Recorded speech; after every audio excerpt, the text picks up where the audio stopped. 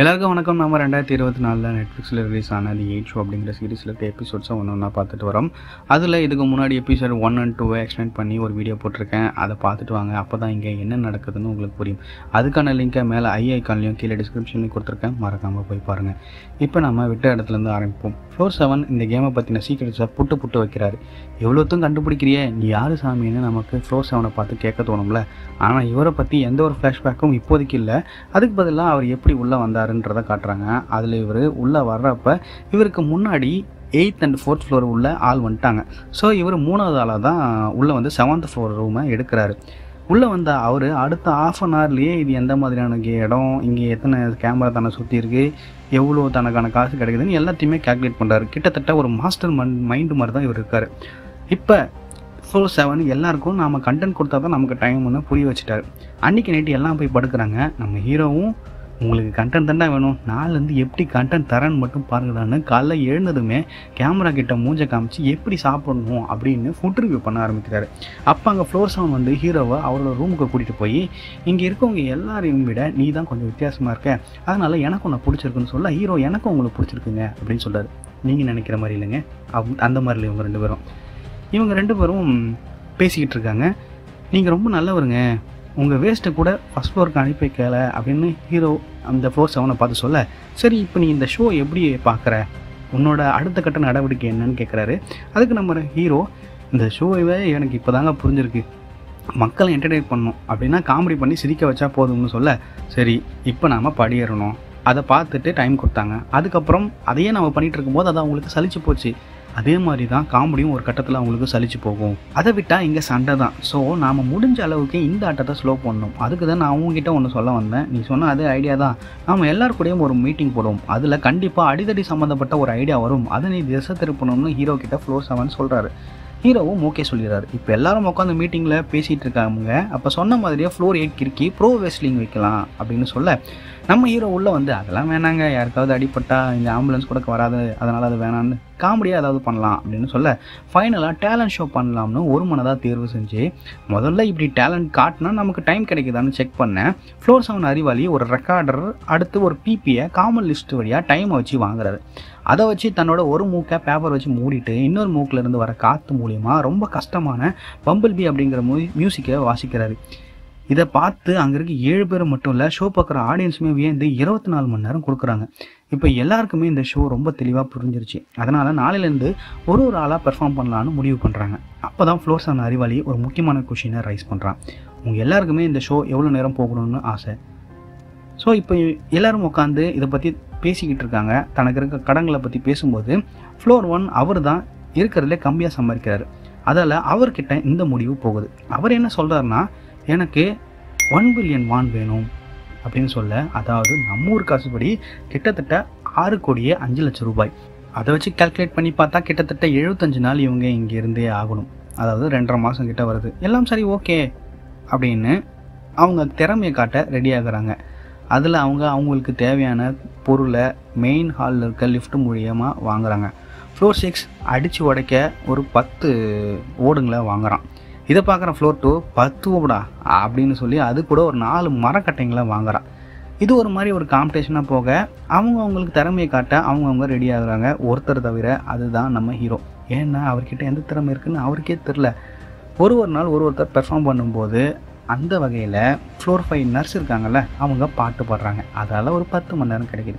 Floor 6 முரடன் ஒரு 10 ஓட உடைக்கிறான். அதனால் அவங்களுக்கு 15 மணி நேரம் கிடைக்கிது. அடுத்து வர ஃப்ளோர் 2 வெள்ள முடி பொண்ணு, நான் உன்னை விட பலசாலிடான்னு காமிக்க அவர் உடைக்காம விட்ட ஒரு ஓட காமிச்சிட்டு மரக்கட்டை ஓடுன்னு எல்லாத்தையுமே உடைச்சிட்டா. அதனால் அவங்களுக்கு 17 மணி நேரம் கிடைக்கிது. ஆனால் ப்ராப்ளம் என்னென்னா, அவங்க அப்படி உடைக்கும்போது ஃப்ளோர் 2ஓட கை சுலுக்கிக்குது. ஆனால் அது அந்த பொண்ணு அப்போ பெருசாக கண்டுக்கல.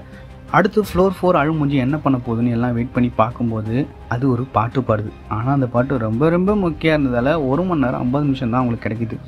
என்னங்க நீங்கள், நான் எவ்வளோ அழகாக பண்ணேன், எனக்கு இன்னும் கொஞ்சம் நேரம் கொடுங்கன்னு கெஞ்சி கேட்க எக்ஸ்ட்ரா 5 மினிட்ஸ் தான் தராங்க. அடுத்து யார் போகிறதுன்னு எல்லாம் உட்காந்து ஆலோசிக்க, இதுக்கப்புறம் யார்கிட்டையுமே டேலண்ட் இல்லை போல், இதுதான் சரியான சமயம் அப்படின்னு ஹீரோ தன்னோட டேலண்ட்டை காமிக்க இறங்குறாரு. அவரோட டேலண்ட் என்னன்னா டான்ஸ் தான். ரொம்ப ரொம்ப மொக்கையாக ஆடி 18 நிமிஷத்தை வாங்கிட்டு ரொம்பவே அசிங்கப்பட்டு உட்காராரு. இப்போ பேலன்ஸு 2 பேர் தான் இருக்காங்க. அதில் ஃப்ளோர் 1 நான் பண்ணுறேன்னு வந்து சர்க்கஸ்லேயே ஒரு ஜோக்கராக இருந்திருப்பார் போல். பயங்கரமான ஒரு பர்ஃபார்மன்ஸ் பண்ணி பின்னி பெடல் எடுத்துறாரு. இதனால் மொத்த டீமுக்குமே 30 மணி நேரம் கிடைக்குது.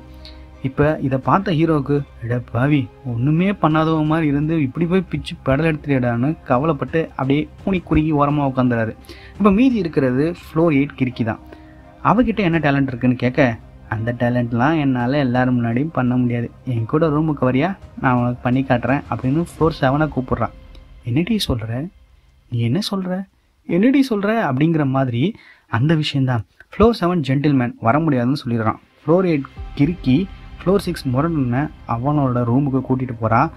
அவனும் ஒரு பயங்கரமான பொறுக்கியாக இருப்பான் போகிற. இதனால் இவங்களுக்கு 69 மணி நேரம் கிடைக்குது. இதிலிருந்து ஃப்ளோர் 8 கிறுக்கியும் ஃப்ளோர் 6 முரடனும் உரசிக்கிட்டே ஒன்றா சுற்ற ஆரம்பிக்கிறாங்க. ஸோ இப்போ எல்லாரும் சம்பாதிச்ச மொத்த நேரத்தை பற்றி பேசிகிட்டு இருக்கும்போது ஃப்ளோர் 1 ஜோக்கர் அங்கிள் என்ன சொல்கிறாரு, சரி இப்போ தான் படி ஏறுறதில்லை, இனிமேல் எல்லோரும் வேஸ்ட்டும் அவங்கவுங்க ரூம்லேயே வச்சுக்கலாமேன்னு சொல்ல எல்லோரும் அதுக்கு ஓகே சொல்லலை. கொஞ்சம் சலசலப்பு வருது. அது ஏன்னா இப்போ ஒரு விஷயம் ரொட்டீனாக போயிட்டுருக்கும்போது அதனால் பலனடைஞ்சு சொகுசாக இருந்தவங்க அது அப்படியே போகட்டும், நான் தான் சஃபர் ஆகலையே அப்படின்னு தான் நினைப்பாங்க. அதே மென்டாலிட்டி தான் ஃப்ளோர் 8 கிறுக்கிக்கும் ஃப்ளோர் 6 முரடனுக்கும் ஃப்ளோர் 4 அழுமூஜிக்கும் இருக்குது. அதால் காண்டான ஃப்ளோர் 2 வெள்ள முடி பொண்ணு, இந்த பாரு உன் ரூம் தான் ரொம்ப பெருசாக இருக்குது, அதால் வேஸ்ட் எல்லாத்தையும் உன் ரூமில் வச்சுக்கோ அப்படின்னு ஃப்ளோர் 8 கிறுக்கிக்கிட்ட சொல்கிறா. லிஃப்ட்டு கீழே மட்டும் தான் போகும், மேலே வராது, அதால் எப்படி நான் உங்கள் வேஸ்ட் எல்லாத்தையும் என் ரூமில் வச்சுக்க முடியும் அப்படின்னு அதுக்குள்ளே பேச இது எல்லாரையுமே டென்ஷன் ஆக்குது. அப்போ ஃப்ளோர் 6 முரடன், நாம் ஏன் ஜனநாயக முறையப்படி ஒரு ஓட்டு போட்டு தீர்மானிக்கக்கூடாது அப்படின்னு சொல்ல இது எல்லாருக்குமே கன்வின்சிங்காக இருக்குது. ஒருத்தரை தவிர, அது யாருன்னா நம்ம ஹீரோ தான். ஏன்னா அவர் தானே இங்கே ரொம்ப மொக்கையாக பர்ஃபார்மன்ஸ் பண்ணியிருக்காரு. அதால் எல்லாருமே அவர் பக்கம் குப்பையை தள்ளிடுவாங்களோன்னு அவர் யோசிச்சுட்டு இருக்கும்போதே அவரை தவிர எல்லாருமே இந்த ஓட்டிங்க்கு ஓகே சொல்லிடுறாங்க. இப்போ யார் யார் ரூமுக்கு ஓட்டு போட போகிறா அப்படின்னு எல்லாருக்குள்ளேயுமே குழப்பம். அதில் ஒரு ஆள் மட்டும் ரொம்ப தெளிவாக இருந்தாங்க. அது யாருன்னா ஃப்ளோர் 4 அழுமூஞ்சி தான். எக்காரணம் கொண்டும் குப்பை நம்ம ரூமுக்கு வந்துடக்கூடாதுங்கிறதுல ஃப்ளோர் 4 ரொம்ப தெளிவாக இருந்தா. ஃப்ளோர் 8க்கு அகைன்ஸ்டாக பிரச்சாரம் பண்ணுறா, ஃப்ளோர் 1க்கு சப்போர்ட்டிவாக பிரச்சாரம் பண்ணுறேன்ற பேரில். ஃப்ளோர் 8க்கு ஓட்டு போட சொல்லி ஃப்ளோர் 5 நர்ஸில் எடுத்தாங்களா அவங்ககிட்ட சொல்லி பார்க்குறான். அவங்க ஓகே சொல்கிறாங்களா இல்லை இல்லைன்னு சொல்கிறாங்களான்னு அவளுக்களால் புரிஞ்சிக்கவே முடியல. அதில் ஃப்ளோர் 1 கிட்ட சொல்கிறா.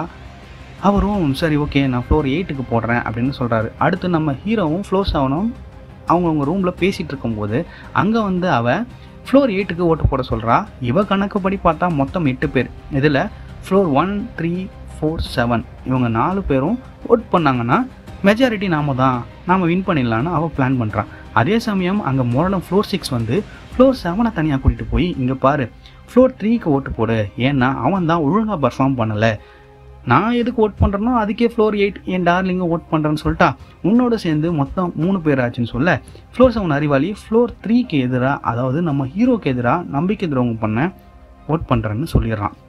இங்கே ரூமில் ஹீரோ தனக்கு எதிராக நடக்கிற சூழ்ச்சி தெரியாமல் ஃப்ளோர் 7 நல்லவர், அவர் என்னை குத்த மாட்டார்னு அப்படின்னு நம்பிக்கை வைக்கிறான். ஆனால் ஓட் விஷயத்தில் யாரையுமே நம்பக்கூடாது இல்லையா? ஸோ ஓட்டிங் நாள் வருது, எல்லாருமே ஃப்ளோர் வைஸ் ஓட் பண்ண தயாராகிறாங்க. ஓட் பண்ணுறதுக்கு முன்னாடி கேமராவுக்கு மட்டும் அவங்க என்ன ஓட் பண்ணாங்க அப்படின்றத ஆடியன்ஸ் முன்னாடி காமிச்சிட்டு ஓட் பண்ணுறாங்க.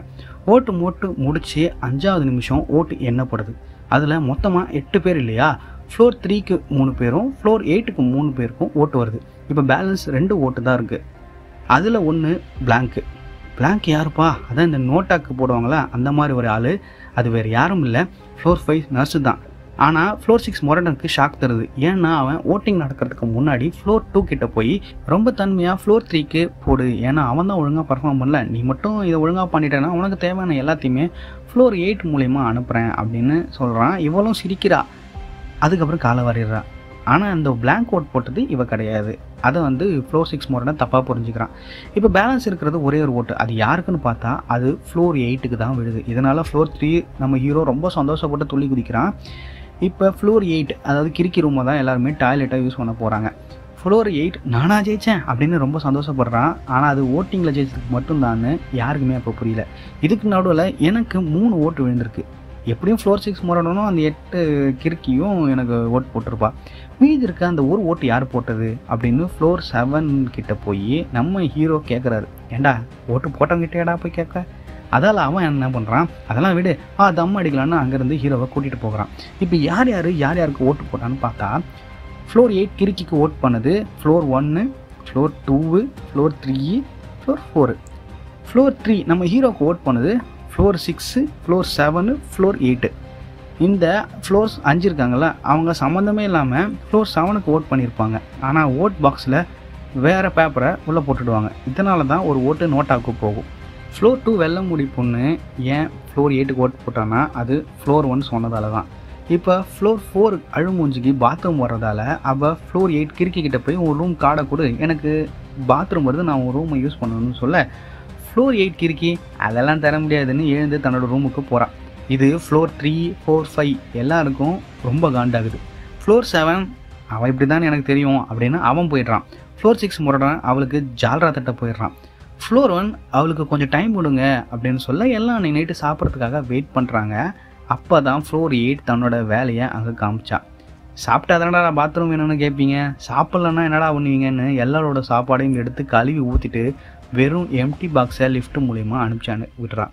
இதனால் எல்லோரும் பயங்கரமாக ஷாக் ஆகுறாங்க. அதோட எபிசோட் முடியுது. இந்த எபிசோடை பார்க்கும்போது எனக்கு இந்த பிளாட்ஃபார்ம் படத்தோட கதை தான் ஞாபகத்துக்கு வருது. அங்கேருந்து தான் இவங்க இந்த ஐடியாவை சுட்டிருப்பாங்க போல். அது என்ன ஐடியா அப்படின்னு தெரிஞ்சுக்கணும்னு நினச்சிங்கன்னா டிஸ்கிரிப்ஷனில் பிளாட்ஃபார்ம் படத்தோட எக்ஸ்ப்ளனேஷன் வீடியோ போட்டிருக்கேன். அதுக்கான லிங்க் இருக்குது, மறக்காமல் போய் பாருங்கள்.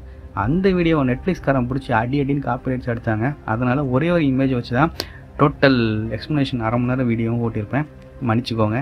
இப்போ எப்படி வீடியோ போடணும்னு தெரிஞ்சுக்கிட்டேன். இப்போ அடுத்த வேளை சாப்பாட்டுக்கு இவங்க எல்லாம் என்ன பண்ண போகிறாங்க அப்படிங்கிறத அடுத்த ஒரு எபிசோட்ஸில் பார்ப்போம். அதுவரை உங்களிடமிருந்து விடைபெறுகிறேன். நன்றி, வணக்கம்.